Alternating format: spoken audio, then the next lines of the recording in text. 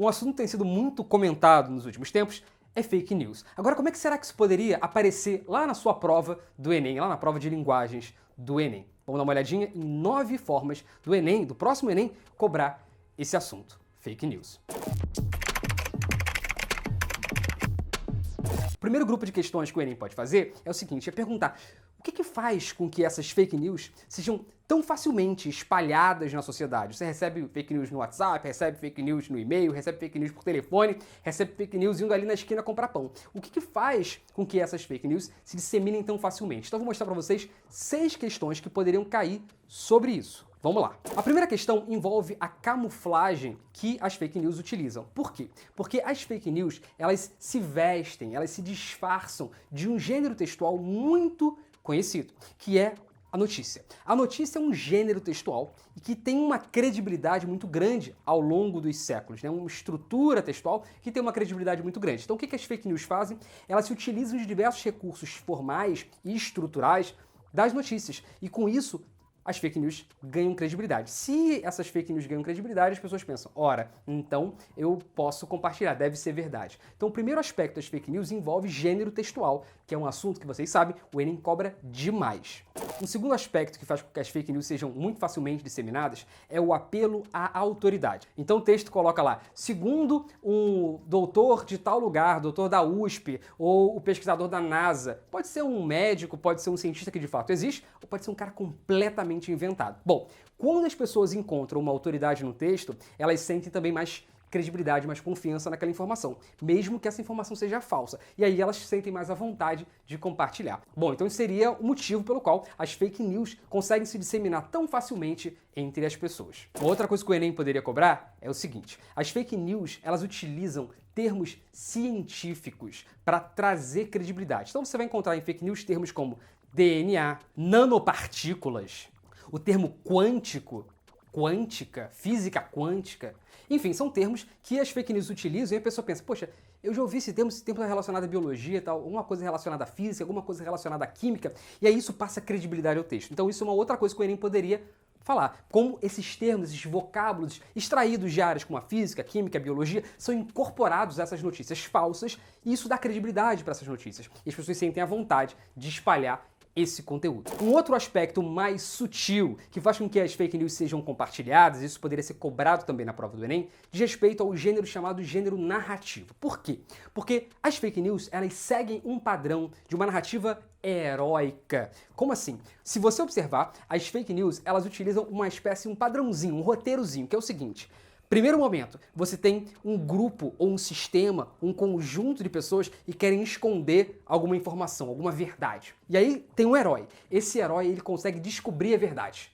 E no terceiro momento, esse herói, ele pega essa verdade e leva essa verdade ao público. A verdade que aquele sistema, aquelas pessoas não querem que você conheça. Então esse é um roteiro heróico, em que você tem um grupo, um antagonista aqui, que não quer que as pessoas saibam a verdade, porque tem alguns interesses obscuros, tem um sujeito que descobre a verdade e esse sujeito que leva essa verdade por meio daquela notícia, daquele texto. Então essa narrativa heróica, ela é muito sedutora para as pessoas e faz com que esses textos sejam compartilhados. Mais uma coisa que o Enem poderia cobrar para você envolvendo fake news.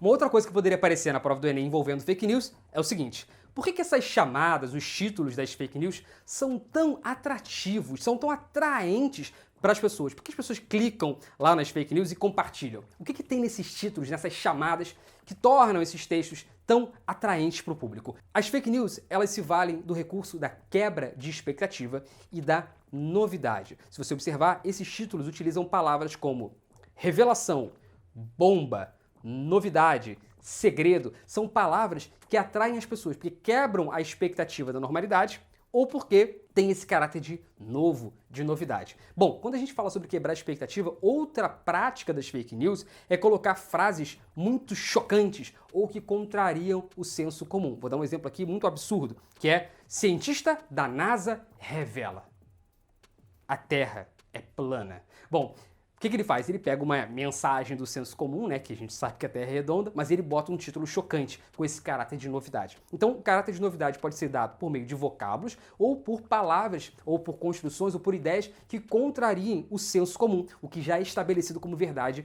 naquele grupo social. Então, essa é uma outra estratégia para essas fake news se tornarem tão facilmente espalhadas por aí, e isso o Enem poderia cobrar de vocês lá na sua próxima prova. Bom, outro tipo de pergunta que o Enem pode fazer é, como é que a gente consegue identificar um texto que é fake news? Né? O que tem num texto que pode dar indício de que aquilo ali é uma notícia falsa? Eu vou mostrar para vocês 3 formas disso ser cobrado. Vamos lá. Bom, o primeiro indício de que uma notícia ela é falsa, que é fake news, é o uso de uma linguagem coloquial, ou seja, o uso dos erros gramaticais num texto. Isso envolve erros de concordância, erros de escrita, né, erros de ortografia, erros de regência, gírias, marcas de oralidade, problemas de pontuação. Tudo isso é indício de que o texto ele é um texto falso. Por quê? Porque o texto jornalístico ele é feito por profissionais que têm a escrita como a sua principal ferramenta de trabalho. Então, em redações de jornal, mesmo em sites sérios, existe uma preocupação muito grande em se respeitar a norma culta, que é uma marca do texto jornalístico. Então, quando você encontra uma notícia com pontuação expressiva, 3 exclamações, quando você encontra uma notícia com erro de concordância, erro de regência, erro de ortografia, isso é um grande indício de que aquilo ali foi feito não por um profissional, não por um jornalista, mas por alguém querendo ali causar confusão. Então, um indício de fake news é erro gramatical, é transgressão da norma culta, é uso de uma linguagem coloquial. Outro indício de fake news é o uso de fontes que não são confiáveis. Então você encontra um texto falso, uma fake news, e é muito comum que você encontre lá uma afirmativa muito grandiosa, mas você não tem uma fonte, da onde aquilo foi tirado, da onde aquela informação veio, de qual estudo científico embasou aquilo ali. Então a falta de uma fonte confiável é um grande indício de fake news. Não só a fonte confiável externa, mas às vezes você também percebe alguns recursos linguísticos utilizados, como por exemplo a narrativa pessoal, que também sugere que aquele texto é falso. Então é muito comum você encontrar, sobretudo em grupos de WhatsApp, o pessoal manda assim, a prima da amiga da minha vizinha fez não sei o que e descobriu que tal coisa. Ou o amigo da prima do meu irmão, que é médica, disse tal coisa, que eles estão querendo esconder da população. Enfim, tudo isso é marca de fake news. Ou uma fonte que não é verificável, ou uma fonte que é uma fonte pessoal. Portanto, também não é uma fonte plenamente válida, é uma pessoa desconhecida, prima, irmã do tio, do cachorro, do fulano, tá? Então tudo isso é indício também de fake news. Outra coisa que poderia aparecer na prova do Enem é a presença de marcas de subjetividade, indicam que o texto não é um texto jornalístico, pode ser uma fake news. Como assim? Bom, a gente sabe que o texto jornalístico ele está baseado principalmente na chamada função referencial.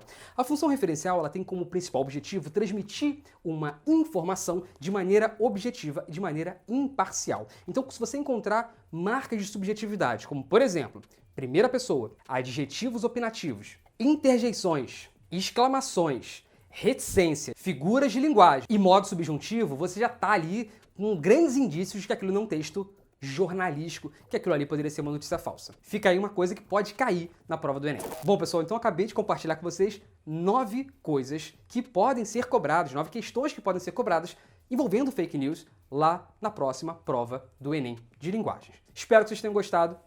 Até a próxima.